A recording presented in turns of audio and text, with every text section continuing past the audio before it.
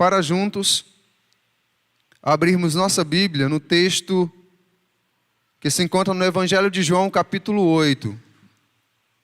Evangelho de João, capítulo 8.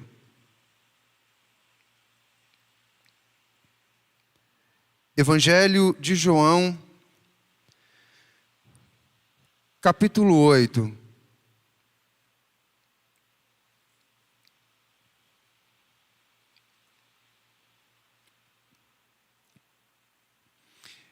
Existem muitas discussões entre os teólogos e estudiosos da palavra do Senhor acerca dessa passagem bíblica, especialmente a passagem que compreende os versos 1 ao 11.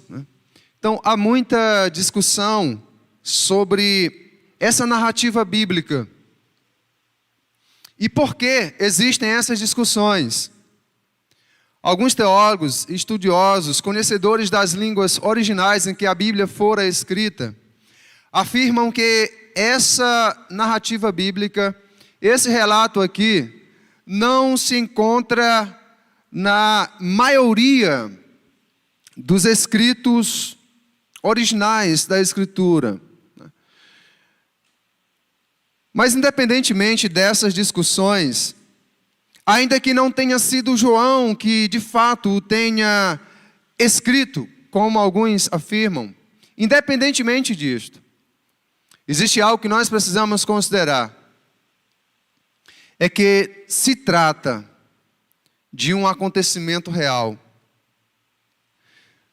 Se trata de um relato verdadeiro. Se trata certamente de um acontecimento durante o ministério terreno ou ministério de Jesus aqui nessa terra.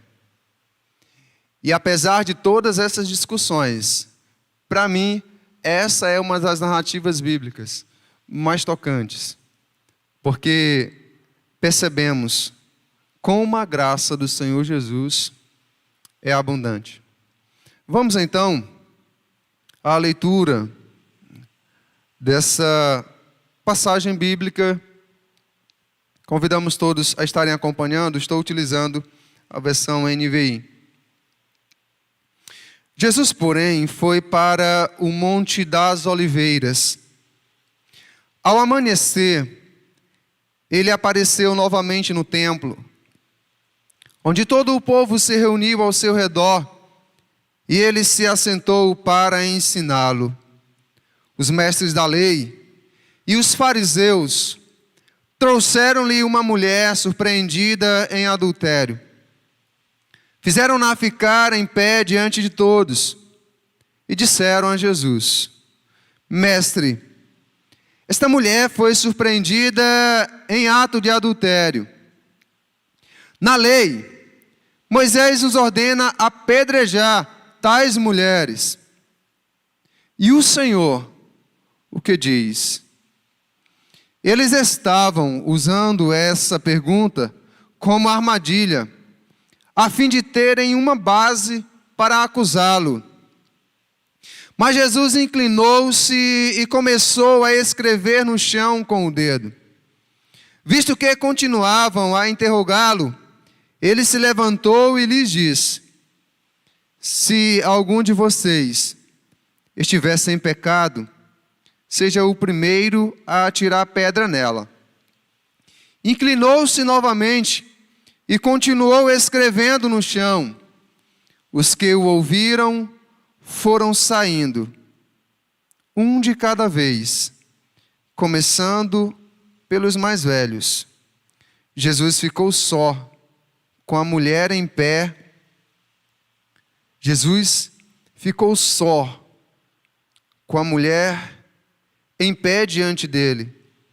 Então Jesus pôs-se em pé e perguntou-lhe: Mulher, onde estão eles? Ninguém a condenou?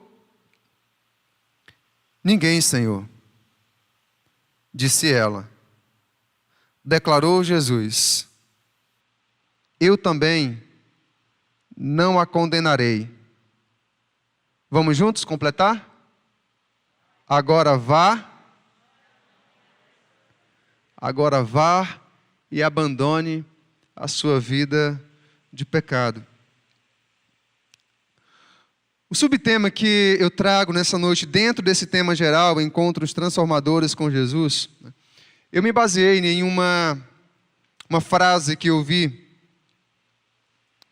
Foi escrita por Agostinho quando ele analisava essa passagem bíblica. Então, ele exclamou dizendo o seguinte, que quando todos os acusadores saíram, permaneceu ali apenas a misericórdia e a miséria. A misericórdia, é claro, ele se referia a Jesus Cristo. A miséria, ele estava se referindo à situação em que se encontrava aquela mulher. Portanto, o nosso tema hoje é o encontro da misericórdia com a miséria. Começamos então analisando o verso 1, quando João nos afirma que Jesus, porém, foi para o Monte das Oliveiras.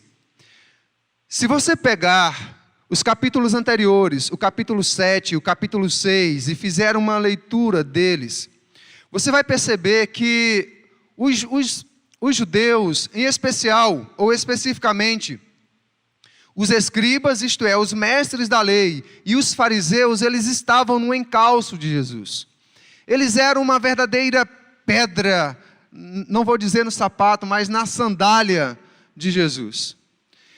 Eles acusavam o Senhor, eles confrontavam o Senhor, eles estavam constantemente perseguindo o Senhor.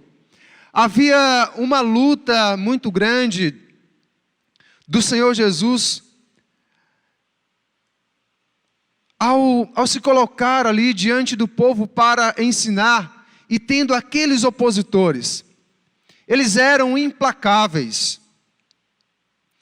E então, diante desses embates, que eram desgastantes, na verdade, havia muito desgaste ali. Eles não arredavam da perseguição. Constantemente e intencionalmente, eles estavam tentando causar danos e prejuízos a Jesus e a sua mensagem. Diante daqueles embates, então, Jesus costumava se retirar e ir para um lugar muito especial, que nós conhecemos carinhosamente nas Escrituras, especialmente nas narrativas descritas nos Evangelhos, como o Monte das Oliveiras. Era um monte que ficava a leste da cidade de Jerusalém. Ele ficava a cerca de 3 quilômetros de Jerusalém. Era o seu lugar de oração. Nós podemos dizer que ali era o seu lugar de recarregar as baterias espirituais, ou as suas energias espirituais. Jesus se retirava para o Monte das Oliveiras com muita frequência, porque ali ele tinha a oportunidade de estar a sós, de derramar o seu coração, de derramar a sua alma diante do Pai, e então ser fortalecido e capacitado pelo Pai a continuar a obra, a continuar a missão, a continuar propagando e proclamando a mensagem de salvação. Então, constantemente, Jesus ele ia e retornava do Monte das Oliveiras. E nessa ocasião aqui, ele vai ao Monte das Oliveiras e, pelo que nós entendemos, ele passou a noite inteira em oração. Ele passou a noite inteira em oração. Certamente, por sua onisciência, sabia que no dia seguinte lhe esperava uma grande batalha espiritual, uma grande luta, novamente ali, com aqueles homens usados por Satanás. E o verso 2 diz que, ao amanhecer, ele apareceu novamente no templo. Na verdade, algumas versões dizem que de madrugada, né? Então ele passou a noite no Monte das Oliveiras orando. E de madrugada, ali, ao amanhecer, ele vai ao templo novamente. E qual é o propósito dele em estar no templo? Ensinar. Ia, falava com o Pai e retornava ao templo para ensinar. Tinha um momento a sós, mas tinha um momento com as pessoas. E só aqui nós já temos lições preciosas. Há momentos em que é importante estar com as pessoas, mas há momento que é muito mais importante estar com o nosso Pai, estarmos com Deus, estarmos com o Senhor, na presença do Senhor. Mas também não devemos apenas ficar orando. Nós precisamos também ter contato com as pessoas. Este era o princípio que Jesus aplicava em sua vida. De fato, sua vida era uma vida equilibrada, ela inspirava.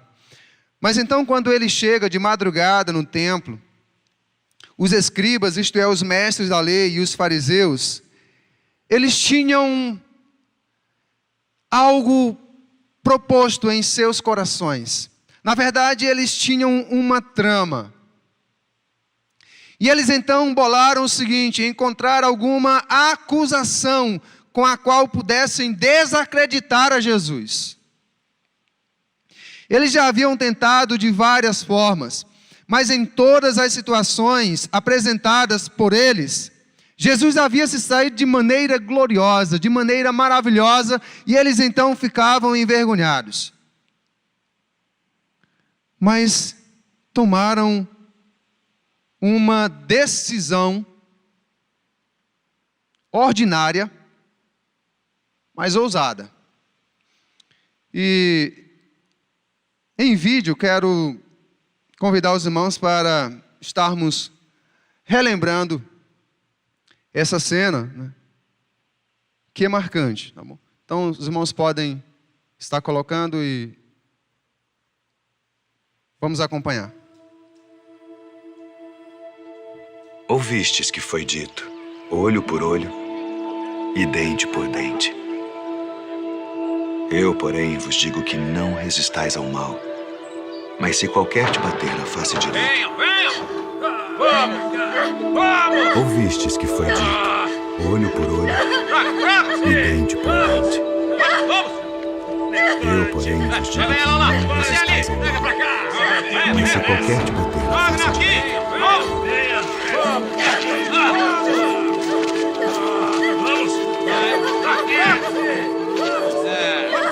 Mestre, esta mulher foi apanhada no próprio ato, adulterando. E na lei nos mandou Moisés que as tais sejam apedrejadas. Tu, pois, que dizes? Mestre, esta mulher foi apanhada no próprio ato, adulterando. E na lei nos mandou Moisés que as tais sejam apedrejadas. Tu, pois, que dizes?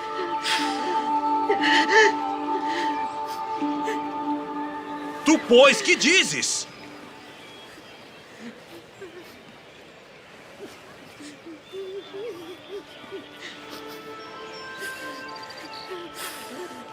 Aquele que de entre vós está sem pecado, seja o primeiro que atire pedra contra ela. Dizes?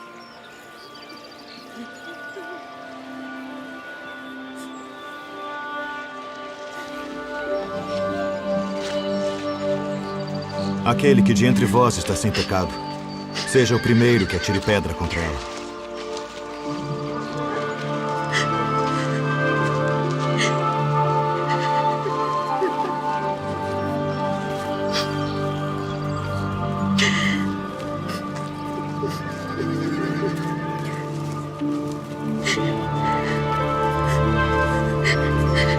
Eu sei que vai doer o pescoço dos irmãos, mas quem quiser olhar para a TV lá atrás, pode ficar à vontade, viu? Onde estão aqueles teus acusadores? Ninguém te condenou. Mulher.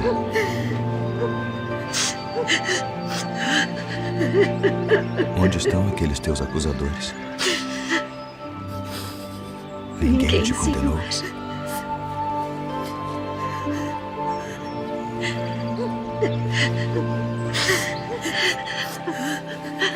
Nem eu também te condeno. Ninguém, Senhor.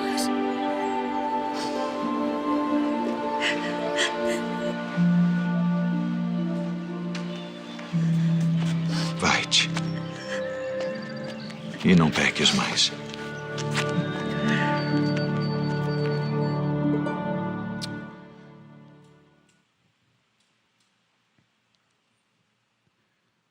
Neste incidente ou nesta situação, E não peques mais. eles acreditavam que haviam posto o Senhor Jesus entre a cruz e a espada. A intenção era de fato criar uma situação embaraçosa e que colocasse Jesus em uma posição em que ele fosse digno de ser acusado e condenado. Na época de Jesus, quando surgia algum problema legal e difícil, se costumava levá-lo perante algum rabino para que este tomasse uma decisão. De maneira que os escribas e fariseus se aproximaram de Jesus como a um rabino. De fato, era uma situação de adultério, uma situação complexa, uma situação complicada.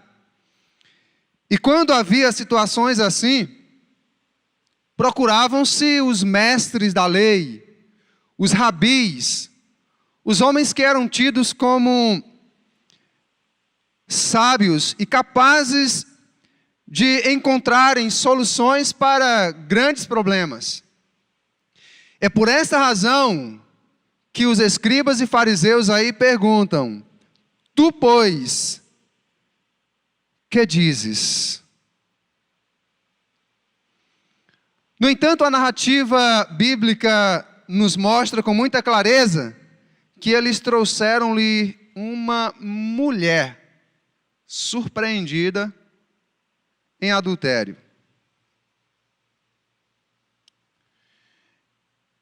E só para que os irmãos compreendam a gravidade dessa situação, diante da lei judia, o adultério era um crime muito grave. Na verdade, os rabinos daquela época, eles tinham o seguinte ditado. Era um dizer, uma frase: todo judeu deve morrer antes de cometer idolatria, assassinato ou adultério. O adultério era um dos 3 pecados mais graves. Por isso, os rabinos e os mestres da lei daquela época se utilizavam desta citação. Mas então, de acordo com a lei, os escribas e fariseus não agiram correto?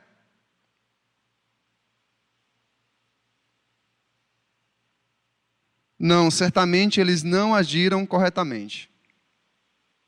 E em quais erros eles incorreram ao apresentar aquela mulher surpreendida em flagrante adultério diante do Senhor? São pelo menos 5 situações que nós podemos citar aqui. A primeira delas é que eles foram parciais. O verso de número 3 afirma que eles trouxeram à sua presença uma mulher. Automaticamente aqui surge a pergunta, é inevitável ela: onde estava o homem? Onde estava o homem?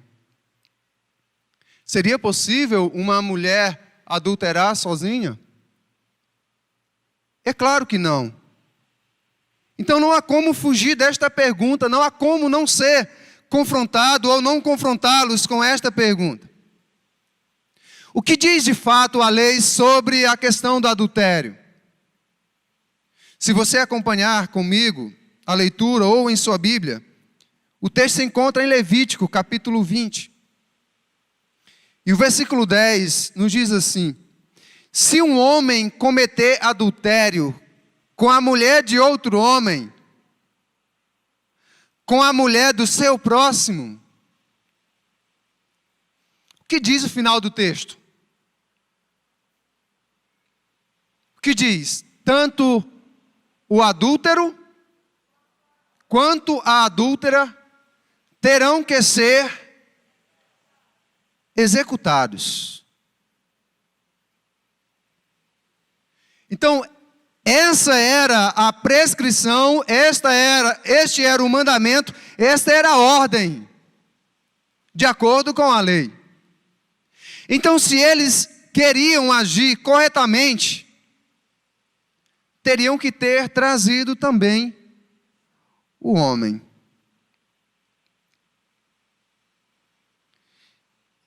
Para onde foi o homem adúltero?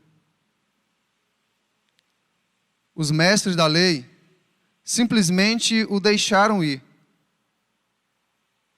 pois não estavam preocupados com o fato de a lei do Senhor estar sendo violada. Essa não era a preocupação deles. Eles não estavam preocupados com a quebra do mandamento, com a violação da lei de Deus. A intenção deles não tinha nada a ver com a boa, agradável e perfeita vontade do Senhor. Eles não estavam preocupados com isso.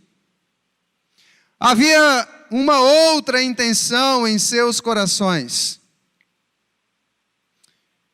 E é justamente essa intenção que estava em seus corações que nos conduz a uma segunda atitude errada deles. Nós podemos então vê-la no verso de número 6. Se você acompanhar comigo, lá está escrito: eles estavam usando essa pergunta como armadilha, a fim de terem uma base para acusá-lo. Percebemos então, pela narrativa bíblica, que além deles terem agido com parcialidade, eles também tinham uma intenção maligna em seus corações.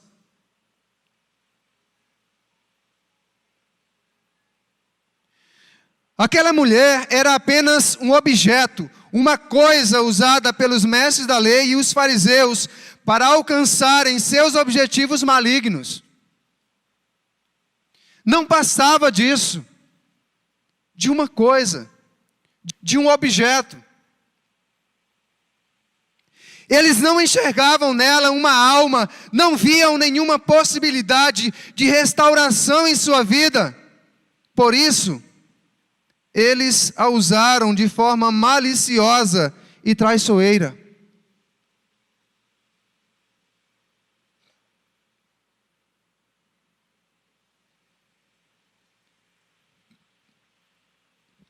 Nós precisamos lembrar que o contexto na época de Jesus era o seguinte: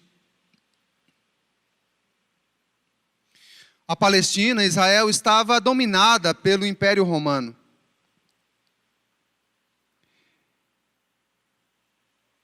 E a pena de morte era determinada pelos romanos.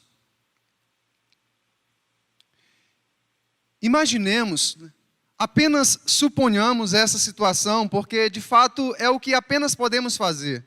Seria impossível Jesus ter agido de uma outra forma. Mas ele conhecia a intenção maligna dos seus corações. Mas suponhamos que Jesus tivesse então caído nessa armadilha que eles fizeram e tivesse ordenado que aquela mulher fosse apedrejada. Ele estaria quebrando a sua lei do amor e também estaria se colocando numa situação de conflito direto com os romanos.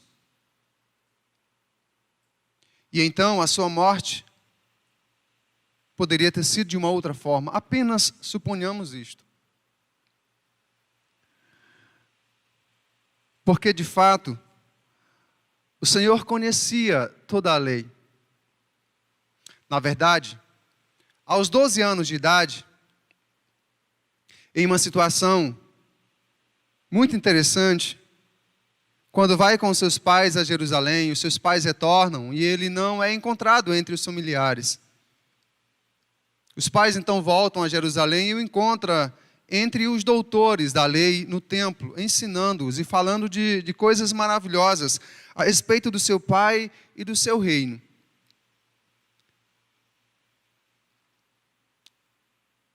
Antigamente, existia os talmidins. Eles eram chamados de filhos da lei. Quem eram aqueles meninos? Eles eram judeus que eram colocados para estudar a lei do Senhor desde o momento em que aprendiam a falar. De tal forma que quando eles chegavam à idade de 12 anos, escutem, porque não é tão fácil nós aceitarmos isto. Quando eles chegavam aos 12 anos, eles tinham memorizado toda a lei de Deus. Toda a lei de Deus. Eles haviam memorizado, quando atingiam 12 anos de idade, Gênesis, Êxodo, Levíticos, Número e Deuteronômio. Memorizado. Não apenas lido, mas memorizado. Então, de fato, Jesus sabia o que dizia a lei de Deus naquela situação. O nosso grande problema é que na maioria das situações de conflitos e armadilhas, nós não sabemos o que diz a lei de Deus. E por que não sabemos? Porque ignoramos o que o salmista fala no Salmo 119, e versículo de número 11. Eu escondi no meu coração a tua palavra para evitar de pecar contra ti.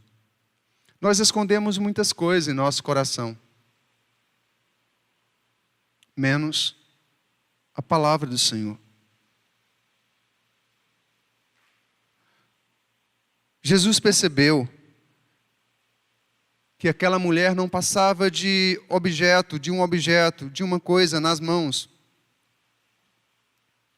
daqueles mestres cujo coração estava cheio de malignidade. Quantas pessoas hoje estão seguindo este mesmo caminho e tomando estas mesmas atitudes farisaicas? Honram as coisas, os lugares e os objetos. Honram as coisas, os lugares e os objetos. No entanto, usam as pessoas para se promoverem, para se livrarem de situações embaraçosas ou até mesmo para se vingarem. À semelhança daqueles escribas e fariseus. E quais sentimentos predominam em corações assim? Quais os sentimentos em evidência em corações que agem desta forma? Existem pelo menos dois, que nos conduzem então à terceira ação ou atitude em que os escribas incorreram. Eles estavam movidos por ira e inveja. Isso predominava os seus corações. Isso alimentava os seus corações. Isso ardia, queimava em seus corações.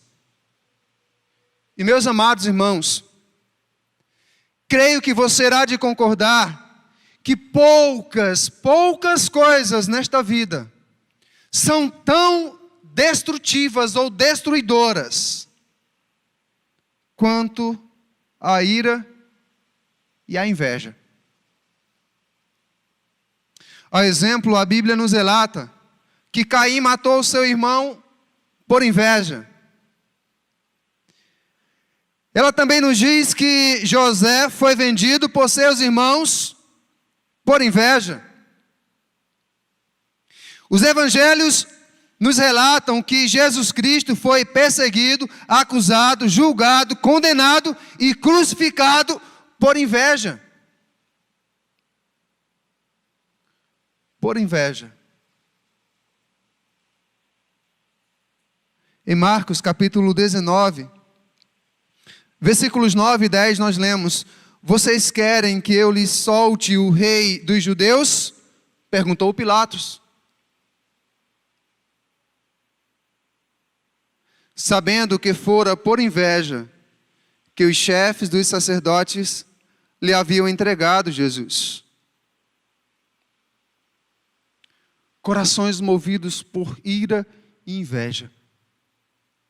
Não é por acaso que Tiago, irmão do Senhor Jesus, afirma em sua carta, capítulo 3, verso 16, pois onde há inveja, vamos ler juntos, irmãos, toda a igreja juntos em uma só voz, pois onde há inveja e ambição egoísta, aí há confusão e toda espécie de males.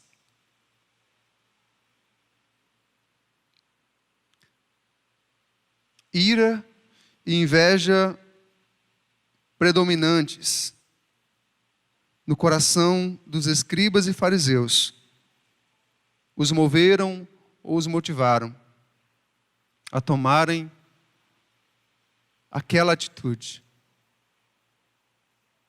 Então fica claro que eles também estavam praticando o pecado. Fica evidente que eles incorriam aqui numa quarta situação. Eles também estavam praticando o pecado. E aqui foi onde Jesus entrou de maneira profunda, de maneira muito sábia. Quando nós olhamos os versos 7 e 9, eu quero convidar você a novamente estarmos observando os versos 7 e 9.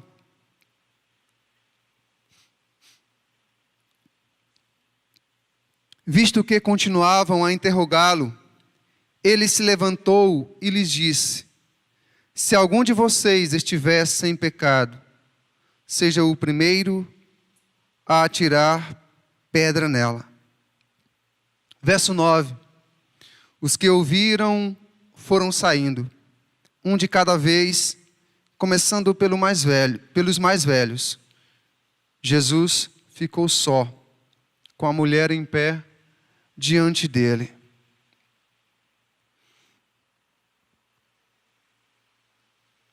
Eles eram hipócritas. E muitas vezes nós costumamos pensar e agir também como os fariseus aqui. Pastor, você tem certeza disso? Tenho certeza. Muitas vezes nós costumamos pensar e agir como os fariseus assim. Em que sentido? Achamos que os maiores pecadores são apenas os adúlteros, os idólatras, os assassinos, os corruptos, os viciados, e nos esquecemos sobre o que Jesus de fato disse ser o pecado.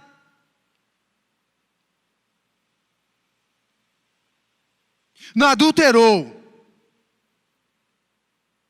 não desviou dinheiro da prefeitura,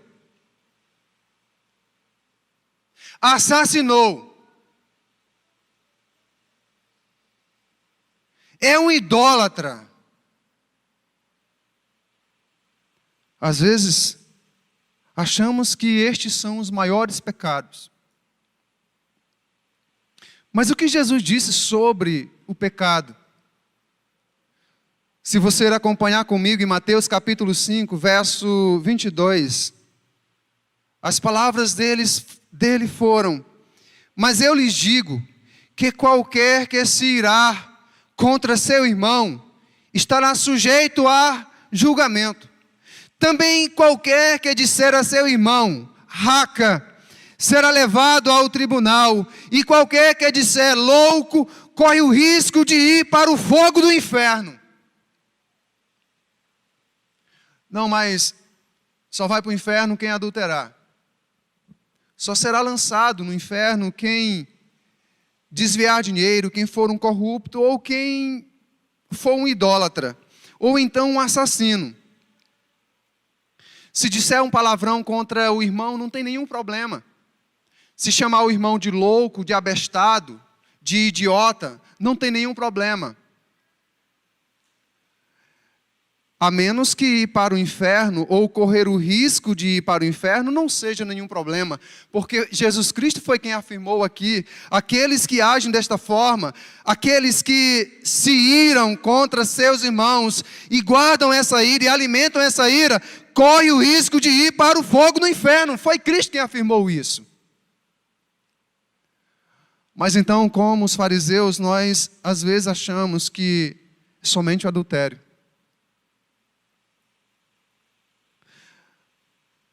Ainda em Mateus capítulo 5, versículo 27, ele disse: vocês ouviram o que foi dito, não adulterarás. Mas eu lhes digo, qualquer que olhar para uma mulher, para desejá-la, já cometeu adultério com ela no seu coração. Rapaz, o fulano adulterou. Estava com a mulher lá no motel. Estava com a mulher não sei aonde. A fulana adulterou. Ela foi para o motel. Estava lá com um homem que não era o marido dela.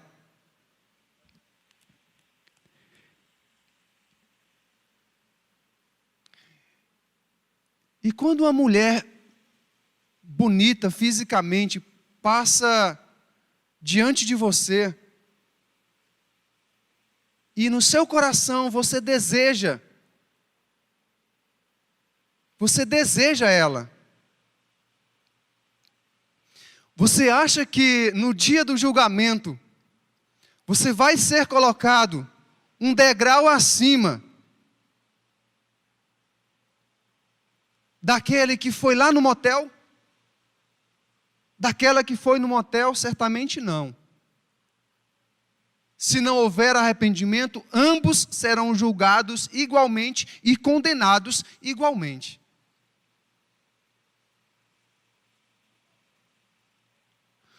Muitas vezes, nós condenamos a idolatria, condenamos a corrupção, nós condenamos a violência, o assassinato. Mas então, quando nós alimentamos o nosso coração e os nossos olhos com tanta pornografia,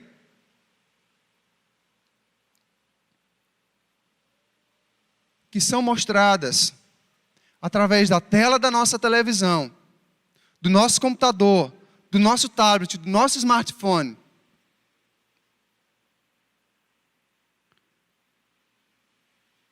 que diferença existe dessas coisas para o pecado daquela mulher?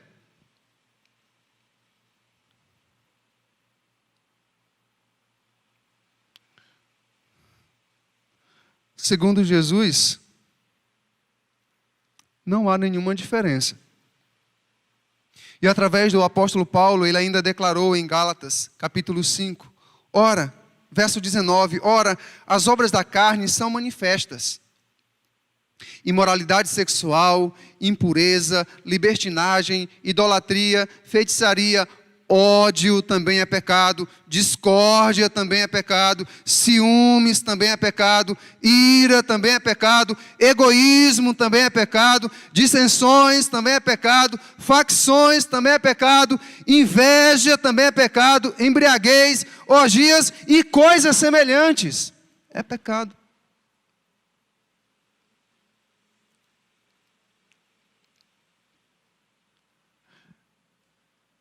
Condenamos o adultério, mas não condenamos a mentira que contamos para o nosso gerente, para o nosso patrão, para nos promovermos. Será que os fins justificam os meios? No reino de Deus, não.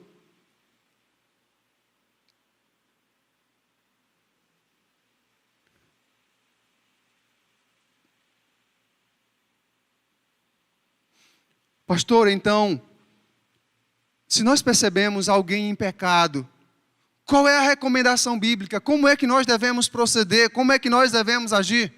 Seria bom você anotar essa referência.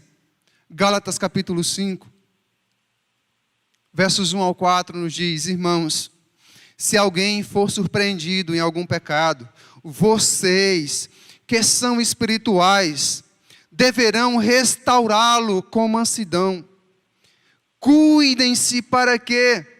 Cuidem-se, porém, cada um, para que também não seja tentado. Levem os fardos pesados uns dos outros e assim cumpram a lei de Cristo. Se alguém se considera alguma coisa, não sendo nada, engana-se a si mesmo. Cada um examine os próprios atos e então poderá orgulhar-se de si mesmo, sem se comparar com ninguém.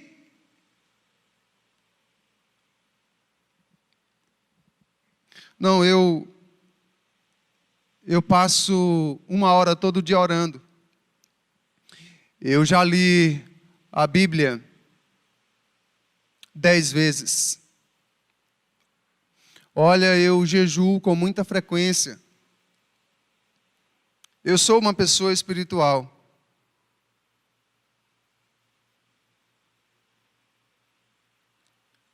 É? Glória a Deus por isso. Glória a Deus por isso. Mas sem seu coração,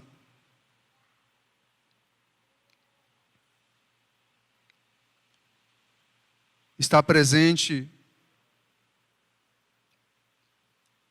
como ato constante, como prática diária, estas coisas, você não é uma pessoa espiritual, ainda que afirme ser.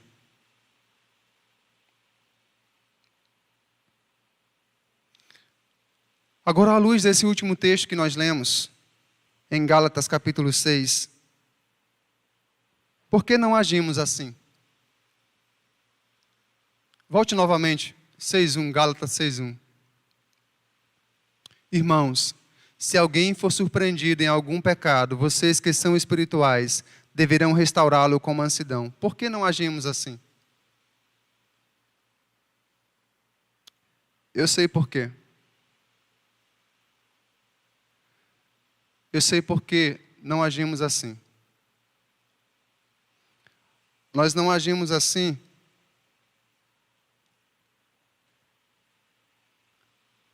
porque é muito mais fácil condenar. Nós não agimos assim porque é muito mais fácil acusar. Nós não agimos assim porque dá trabalho levar uma pessoa caída à restauração. Dá muito trabalho. É preciso gastar tempo com ela. É preciso investir na vida dela. E se tem uma coisa que nós não temos, é tempo para investir em pessoas que estejam vivendo assim. Porque isso não é importante. Pois tudo o que é importante, nós conseguimos tempo. Então lembre-se disto. Todas as vezes que alguém disser para você, eu não tenho tempo, ela está lhe dizendo, isso não é importante para mim. Em último lugar, os fariseus ignoravam esse princípio, embora eles conhecessem.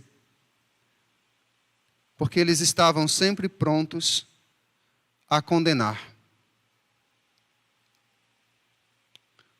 No versículo 10 do nosso texto de João, nós lemos, e endireitando-se Jesus, e não vendo ninguém mais do que a mulher, disse-lhe, mulher, onde estão aqueles teus acusadores?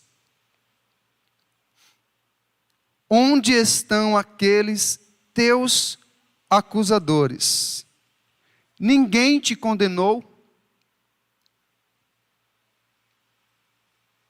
Eles estavam sempre prontos a condenar. Existe algo muito curioso nessa passagem. e disse a respeito do que Jesus estava escrevendo ali. Porque quando eles chegam e apresentam a mulher, e eles então dizem que Moisés na lei havia determinado, ordenado que tais mulheres deveriam ser apedrejadas até morrerem. Eles perguntam: e tu o que dizes? Jesus abaixa-se e começa a escrever no chão. E tem se perguntado muito o que Jesus havia escrito no chão.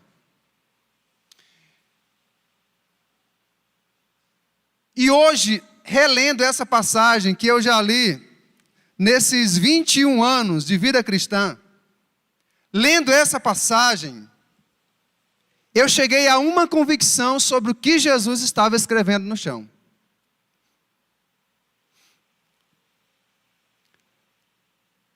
Eu não vou dizer que estou 100% certo, mas é uma convicção que eu passei a ter em meu coração. Se você julgá-la, ou julgar que ela tem sentido, fique à vontade. Bem como assim, para discordar também. Mas o que Jesus estava escrevendo?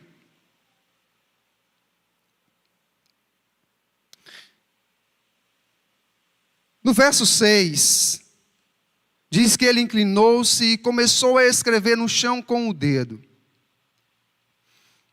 No verso 8 diz que inclinou-se novamente e continuou escrevendo no chão. O quê? Eu acredito que o que ele estava escrevendo no chão foi justamente o que ele disse, o que ele citou depois no verso 7. Ele estava escrevendo no chão, eles insistiram com ele. Ele se levantou e, no meu entendimento, ele se levantou e disse para eles o que ele tinha escrito naquele momento no chão. E o que foi que ele escreveu no chão? Se algum de vocês estiver sem pecado, seja o primeiro a tirar a pedra nela. Eu acredito que ele escreveu isto naquele momento no chão. Se eu estiver errado, lá no céu, a gente pergunta para ele.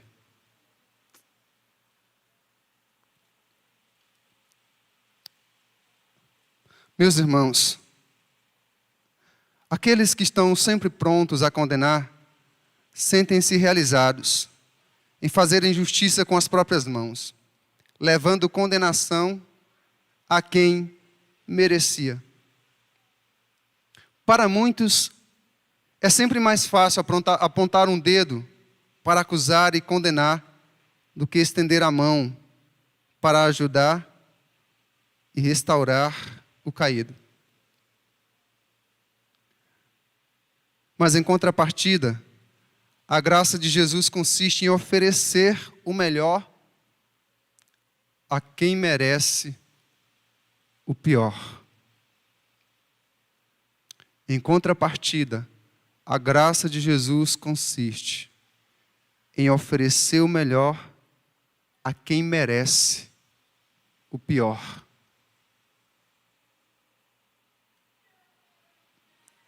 Ele não veio para condenar o mundo, mas para salvar. João 3, 17 e 18 lemos: pois Deus enviou o seu Filho ao mundo não para condenar o mundo, mas para que o mundo fosse salvo por meio dele. Quem nele crê não é condenado, mas quem não crê já está condenado, porque não crê no nome do Filho unigênito de Deus.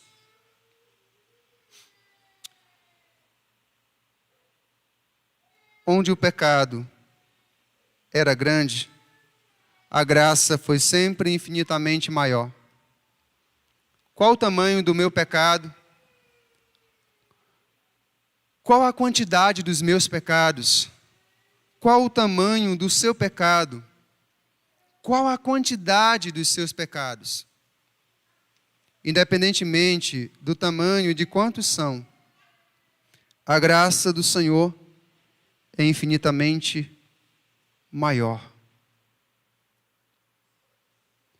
A misericórdia do Senhor vai sempre ser maior do que a nossa miséria. E eu concluo trazendo 3 aplicações bem práticas para as nossas vidas, diante de tudo que nós expusemos aqui, diante de tudo que nós compartilhamos. Então eu queria que você escutasse agora. Se você está meio distraído aí, está desligado, pensando em outras coisas,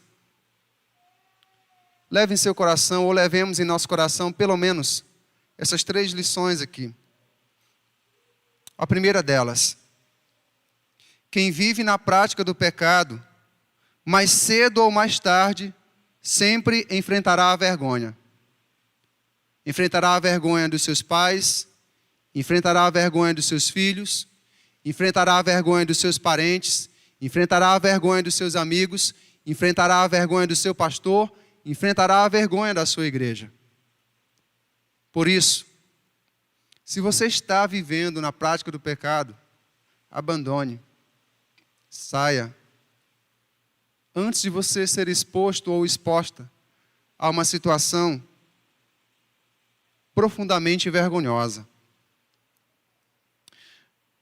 Segunda lição: devemos oferecer a outros a mesma compaixão que gostaríamos que nos oferecessem se nos encontrássemos em uma situação similar. Compaixão. E por último, em Jesus, sempre será possível um recomeço, mediante o nosso arrependimento e a fé nele. A palavra final de Jesus para aquela mulher, no versículo de número 11, na versão NVI da Bíblia, foi o seguinte: ninguém, Senhor, disse ela. Declarou Jesus. Vamos juntos mais uma vez? Eu também não a condeno. Agora vá e abandone a sua vida de pecado. É sempre possível recomeçar em Jesus, mediante arrependimento e fé nele. Vá. Veja que Jesus não disse naquele momento para ela: eu te perdoo. Ele não disse, porque ela não pediu perdão. Então, a oportunidade de um recomeço ele deu. Vá. Se você abandonar o pecado, abandonar essa prática, tem o meu perdão e poderá recomeçar comigo. Amém, irmãos? Eu não sei quantos aqui nessa noite gostariam de recomeçar com Jesus e de desfrutar muito mais da sua graça, da sua misericórdia, do seu perdão e do seu amor. Se você deseja receber isso hoje, da parte do Senhor, eu convido você a levantar sua mão onde você estiver e nós vamos orar por sua vida.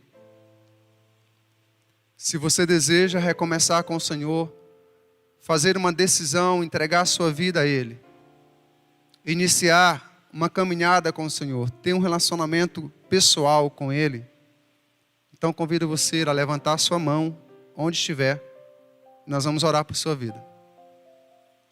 Sei que muitas vezes nós ficamos com vergonha.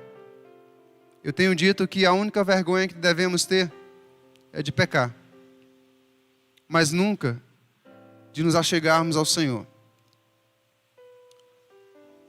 Nós não vamos constrangê-los e nem convencê-los. Esta é uma obra exclusiva do Espírito Santo. Eu convido você a colocar-se em pé para orarmos ao Senhor.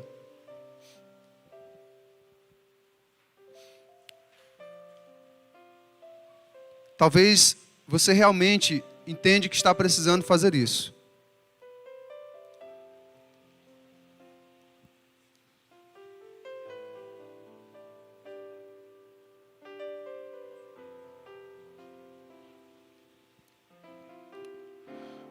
Muitas vezes nosso coração nos engana.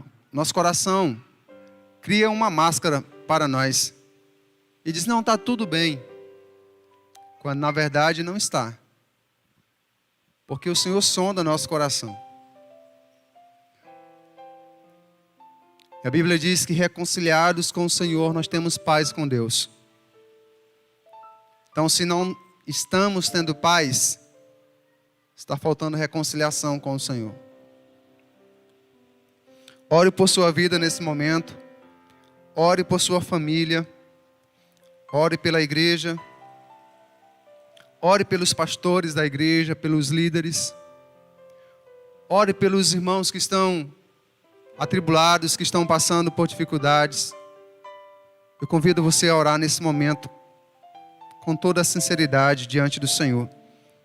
Senhor, nosso Deus e nosso Pai, obrigado, Senhor, por Tua presença. Obrigado, Senhor, por Tua maravilhosa palavra. Obrigado por Teu Espírito, Senhor, nosso maravilhoso conselheiro, que toca em nosso coração, que toca em nossa alma. Obrigado, Senhor, pelo privilégio de falarmos com o Senhor, de conversarmos com o Senhor. Tu és o nosso Pai. Ajude-nos a Te obedecermos e a alegrarmos o coração do Senhor. Ajude-nos a sermos filhos obedientes aqui nessa terra.